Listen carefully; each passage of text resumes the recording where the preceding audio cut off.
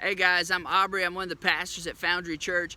I want to welcome you to our Holy Week reflections. Today is Good Friday, and it is the day that we remember Jesus dying on the cross. And so Easter is coming, but today is actually meant to be a somber day and a little different kind of reflection. It will be the day that the disciples feel as though they are losing hope. And so we want to remember this as the disciples would remember it or have experienced it in their time. And so I encourage you to go and read the scripture that goes along with this first, and then come back and join me for this reflection.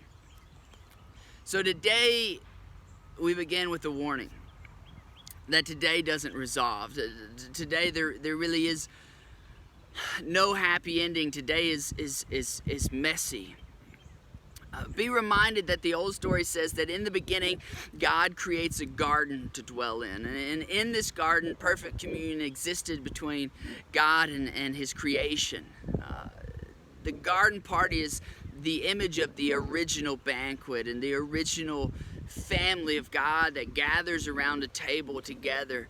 But sin and relational separation find ways to destroy what God says is good. The relational bond is torn, and the family of God is at odds with each other, and the garden is abandoned. So today, Good Friday actually begins with last night, and last night ended in a garden. Last night, Jesus brought us to the upper room and gathered around a table to tell us something important, to tell us that something bigger is afoot. But we didn't listen. We wanted the table to be about something that it wasn't. We ignored what Jesus tried to tell us, and we resented each other. We left the table behind, and Jesus took us to a garden. But this garden feels different than before. In the garden, Jesus cries out, "My Father, if it's possible, take this cup of suffering away from me." We ask ourselves, is this another bizarre reference to the imagery from the things that Jesus was saying around the table last night that brought so much confusion? And then the Romans, they come to take Jesus away, and Judas betrays him with a kiss that's meant to show friendship. And like Judas, the crowds have turned. Only days ago they flocked to him for bread and for healing, and now they're shouting, "Crucify him." We're no better. Last night we dined with Jesus' friends. Now we cower in corners to avoid any risk of being identified with him. Jesus has disrupted the religious economy and the social hierarchy, and in doing so, he's created a trap for himself. Jesus is not who he thought he was. His path is too dangerous right now. His fervor is too strong. He's not leading us to a life of abandonment, but to one that is a march toward death and destruction. And now he hangs naked and bloody on the cross. He's beaten, he's exposed, he's mocked instead of worshipped.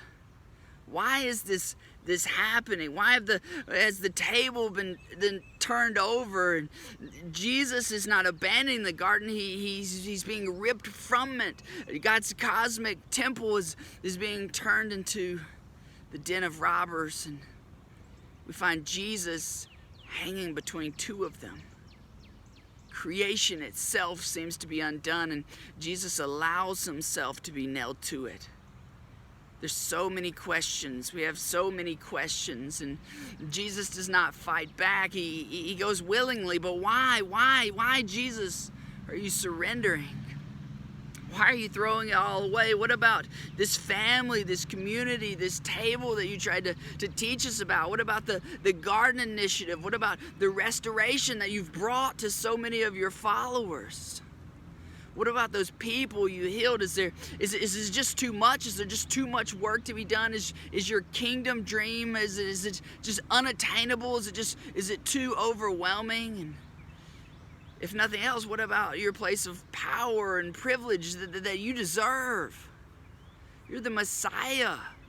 Your place is seated high on a throne. Why are you throwing that away? Jesus, you cry out. You say, my God, why have you forsaken me? And Jesus, I ask you that same question. Jesus, my God, why have you forsaken me? Like Adam, I ran naked from the garden where you were betrayed. I waited on you, the Messiah, to rise up, and here you are, the great servant, raised above all, sitting on a throne with crowns of thorn or adorning your brow. And we argued over who was the greatest, and here two criminals take the seats of honor. Is death truly your answer? Is death the only relief for a servant?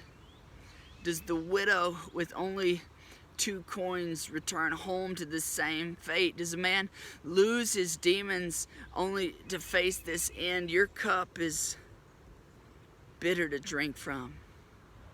You said that you're the way, the truth, and the life. But your way can seem too hard, and your truth too ugly, and your life ends with bloody death. Thank you for joining us for this reflection. We'll come to you tomorrow with another reflection for Holy Saturday, and then again we'll be there to celebrate Easter morning. Peace be with you, and please continue to observe Holy Week and to reach out to your friends and family during this time. We love you guys. We'll see you soon.